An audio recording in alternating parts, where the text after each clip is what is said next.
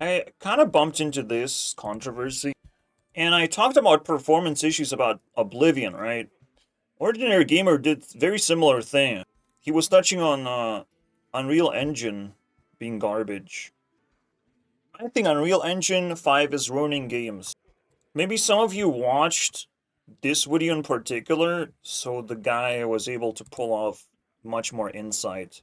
But technically, it's the same thing. Unreal Engine inspired a quick remaster, but I can't play a fucking 100 gigabyte game or something. It's crazy.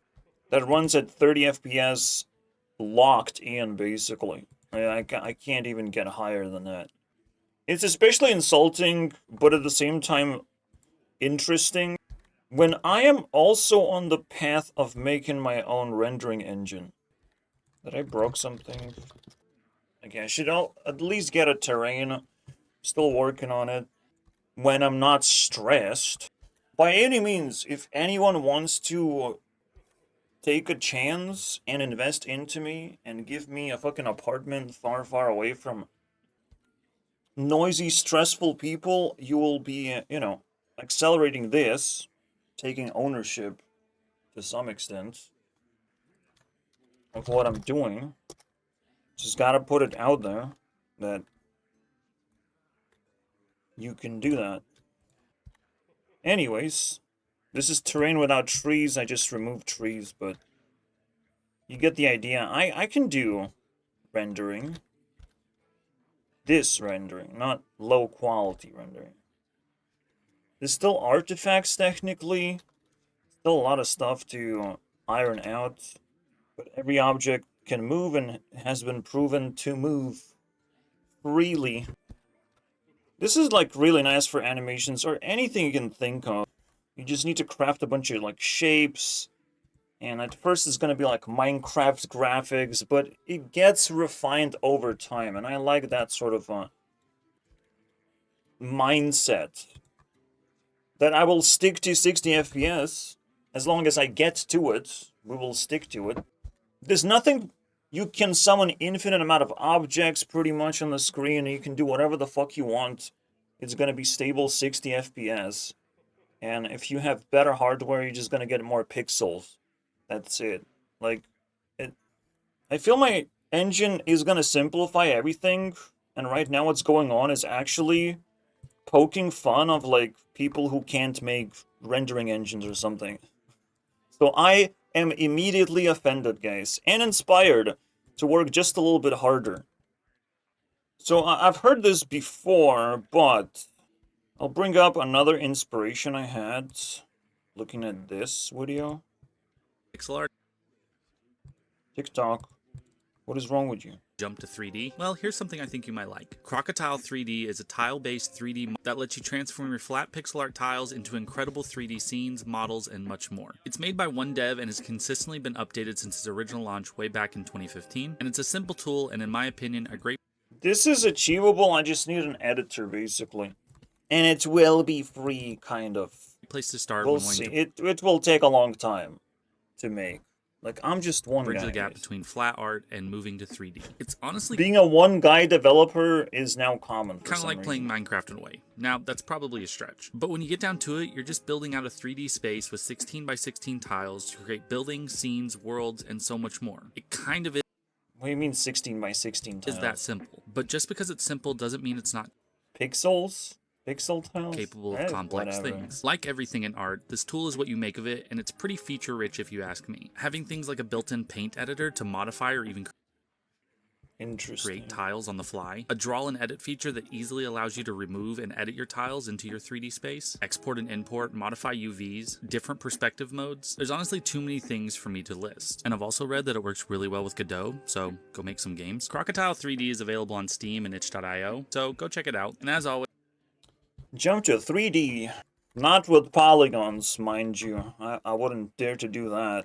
Let's see what this guy has to say. Behind Borderlands, Randy Pitchford, has got to be one of the most elitist, stuck-up heads in the gaming industry, and he pisses me off to no end. But real quick, I'm Dante. I'm your friend that talks way too much about video games and pop culture. Make sure you're following me so that I can continue to talk your ear off.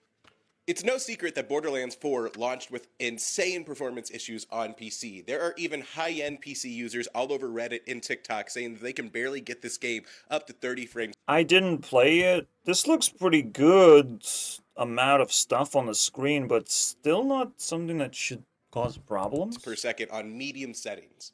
Like, this game has serious performance issues on PC.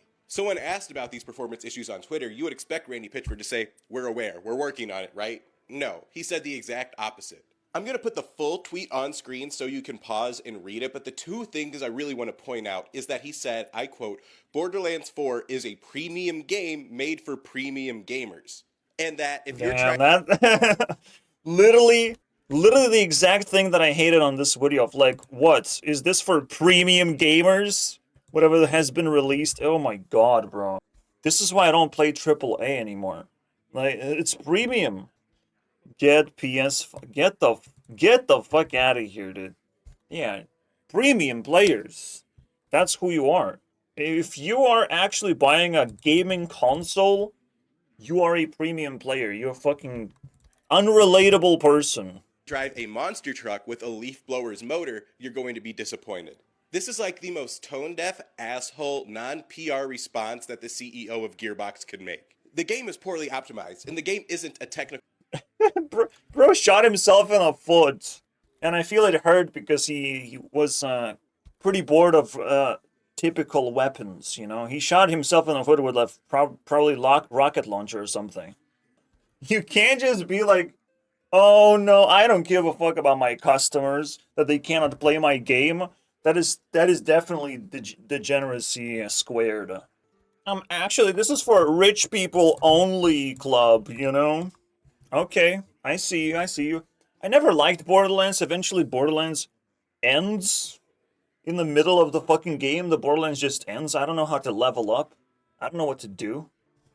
Every single time it falls flat when I try to play it. It's not bad. But I don't want to hear no fucking drama about it. That's disgusting. Powerhouse. Compare this to something like Kingdom Come Deliverance 2 with an insane number of processes running at any given time.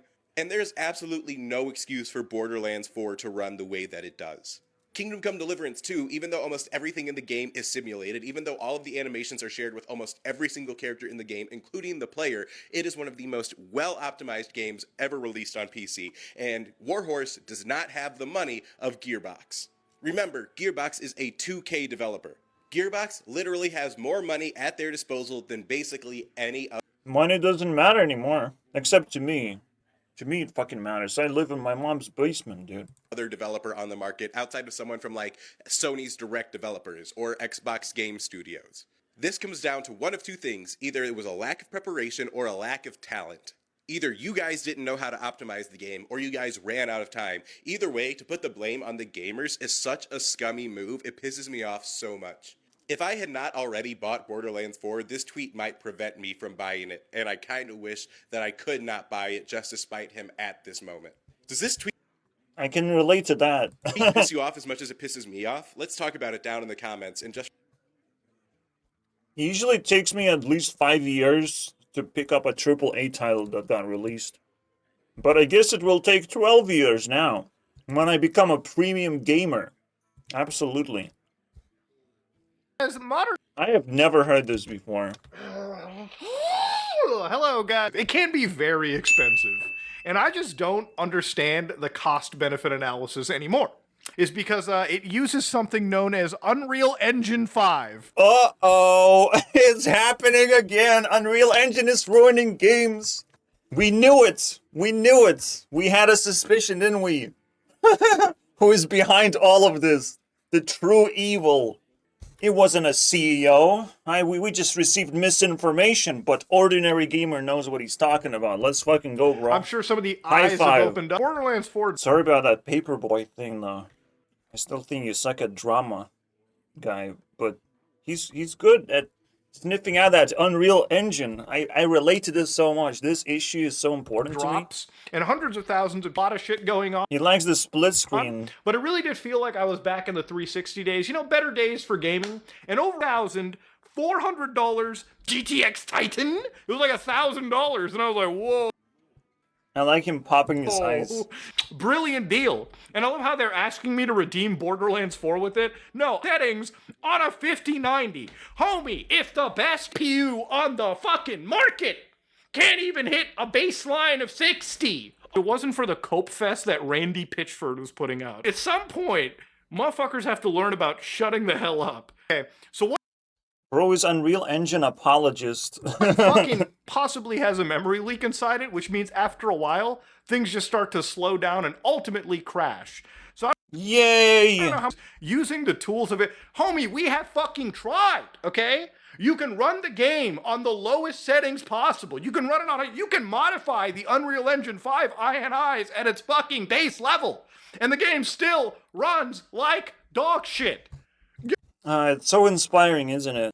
I will have to work twice as hard, man. What do you because of this. fucking mean? Money! They gave the money to you! But at its core, the main bulk of it is it takes a lower resolution image, so something at like 720p, and then uses artificial intelligence that is on your card to upscale that 720 to 4. This is so fascinating, bro. AI is everywhere and it's ruining gaming. Generate your frames and generate your pixels. That is your duty now. 4K. With AI. So that's really good, in my opinion at least. I think ray tracing and these kind of visuals work really well for older looking games or game. We're now pushing what we can do with game engines. And sometimes I feel we have to pull a little bit back because what I'm seeing isn't really worth the frame cost.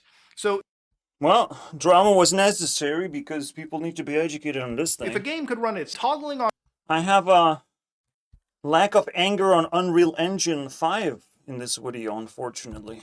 Such a poor recommendation. My fight will be a long and gruesome one. I think I'm at 40 FPS right now. Ooh, green mountains. It's 35-ish. You know, I just need a few breakthroughs and we're getting there eventually.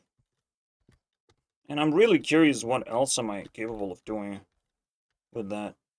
What's going on? Why is it such a mix? Yeah, it's definitely doing some stupid shit right now. It's kind of funny though. Mixing these blocks together. Lol. This sea of blocks. Imagine what games we would make where everything is animated. Imagine, because I need ideas. Anyways, I finally finished this summer season. It should be cooler days and I can actually manage to do some work. So subscribe at least. Charity on me, please. And that will push me to do better work. See you guys next time.